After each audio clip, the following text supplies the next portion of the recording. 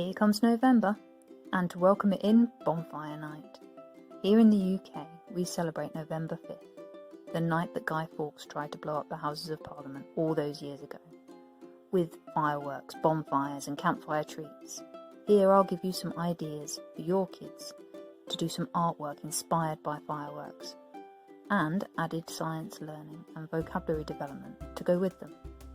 I'll also discuss how you can have a safe but interesting bonfire in your garden and involve your children without losing your sanity along the way. So let's get into it. Around Bonfire Night, the sky is lit with beautiful, colourful fireworks.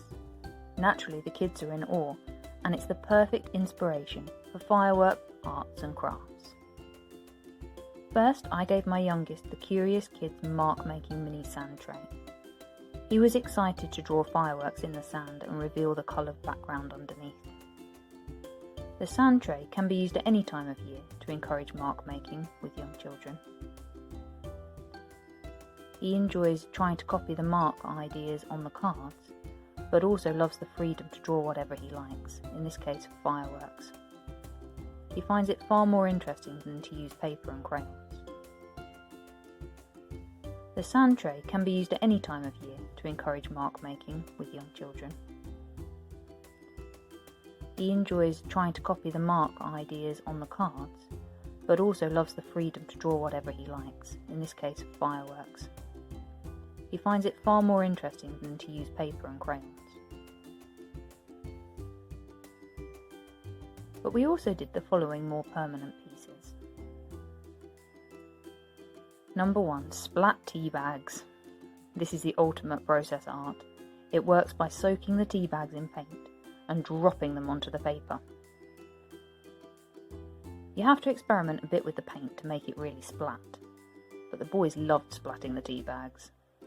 They experimented with different colours, different number of tea bags and the height of the drop, climbing up steps on their step stool in order to get higher. I extended their ideas here by questioning, what do you think happens when you drop the tea bag from up higher? Why do you think that happens? It led us to discussions about gravity and the pull on the tea bag. Challenge the thinking of older children by asking, if gravity pulls things down, then how do fireworks go up? You can discuss the fuel in the firework being used to create a force to push the firework up. Number 2, toilet roll firework pictures. These are the result of printing with a cut-up toilet roll tube.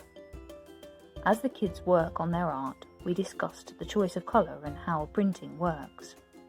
To extend the learning as my kids get bigger, I've also added the silhouette of rooftops in the front of the picture, allowing them to practice their scissor skills too.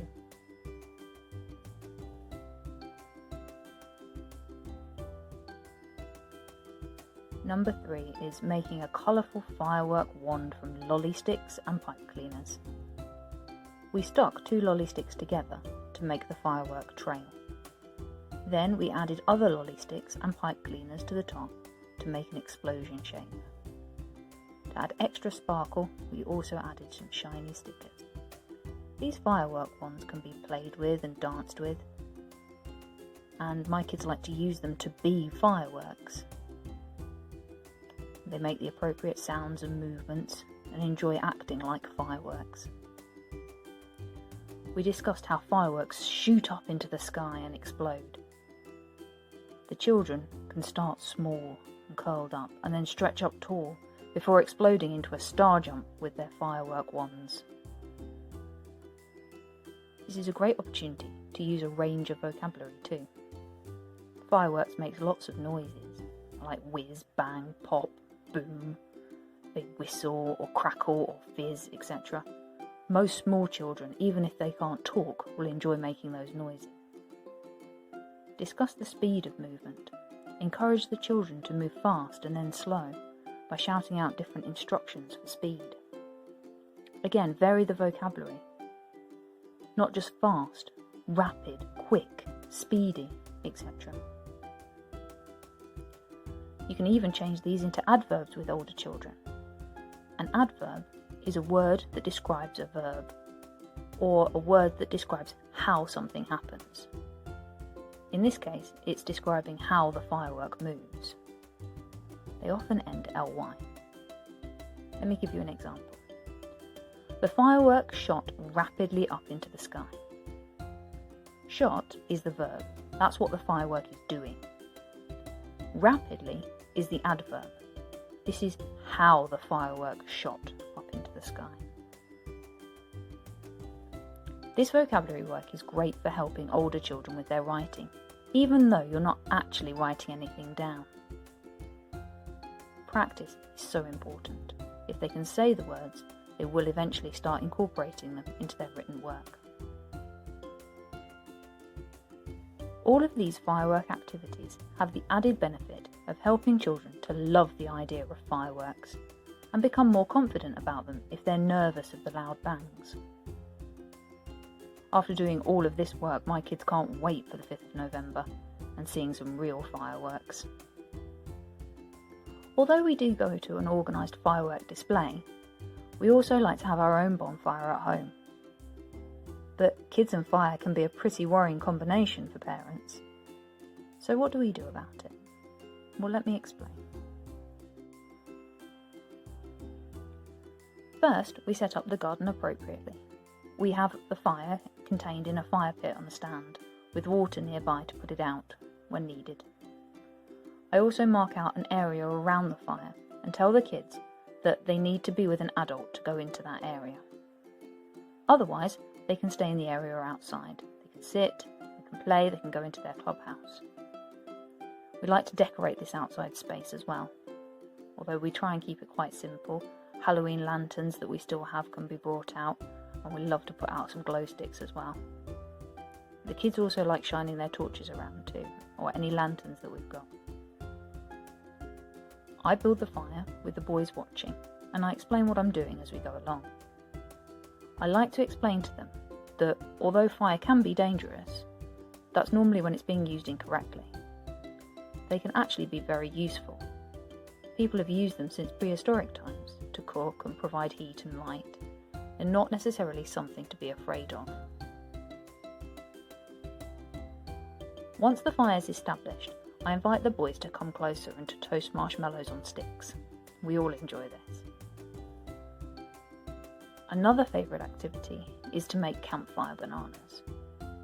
For this, you take a banana and slice it open long ways. Into the slit, push pieces of chocolate and mini marshmallows. The kids really enjoy doing this. It's amazing how many they get to fit in theirs. Then you wrap the whole thing in tin foil.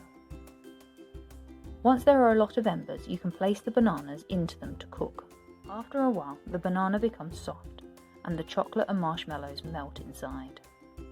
You can test this using tongs and give the banana a little squeeze. Then, when it's ready, and you're confident that it is soft inside, take it out carefully with the tongs. Cooking ideas involve lots of melting, and therefore is a great opportunity to discuss this concept with children. Being around the fire in general, though, is a wonderful and memorable experience for old and young. Tell stories, sing songs, enjoy some treats, and watch the hypnotic flames flicker.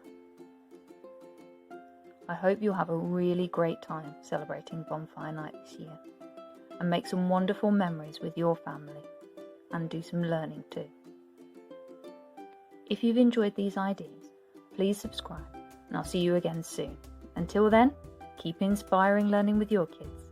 Bye bye.